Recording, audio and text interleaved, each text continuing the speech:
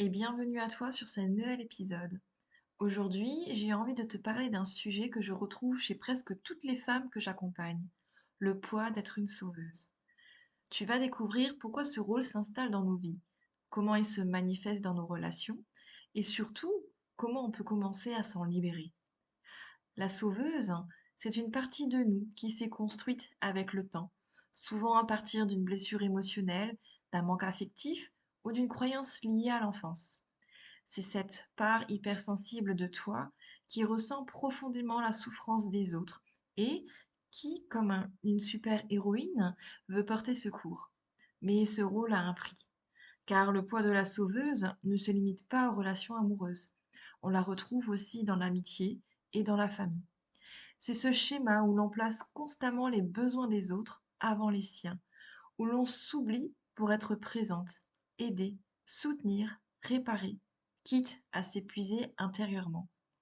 Dans ces dynamiques, la sauveuse attire souvent à elle des relations déséquilibrées, parfois toxiques, qu'elle ne voit qu'après coup. Et derrière ce besoin compulsif de donner, il y a bien souvent une mémoire de manque affectif, une loyauté inconsciente à une mère ou une grand-mère, et aussi une forme d'auto-sabotage car inconsciemment, elle va s'orienter vers ce qui lui est familier, même si cela lui fait souffrir.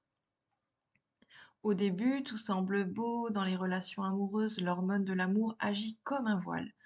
La sauveuse voit la souffrance de l'autre, mais pas l'homme dans sa globalité. Puis, un jour, elle ouvre les yeux, et elle se rend compte qu'elle est dans une relation à sens unique, où elle donne, elle fait des concessions, elle s'éteint peu à peu. Le même schéma se répète avec une amie qui prend beaucoup sans jamais vraiment donner, ou un membre de la famille qui occupe toute la place. Et toujours la sauveuse répond présente en s'oubliant. Bonne nouvelle, ce n'est pas une fatalité. Ces mémoires qui t'attirent vers les mêmes situations encore et encore peuvent être déprogrammées. Ce rôle de sauveuse, aussi lourd soit-il, peut être allégé et transformé. Tu n'as pas à porter seul ce fardeau. Tu n'es pas obligé de tout donner pour être aimé.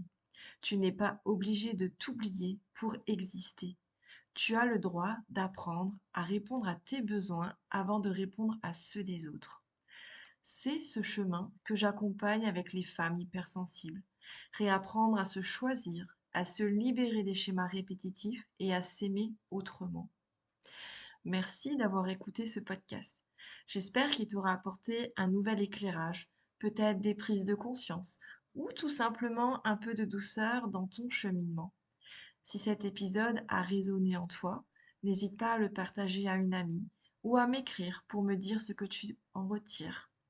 On se retrouve très bientôt dans un prochain épisode et en attendant, prends bien soin de toi.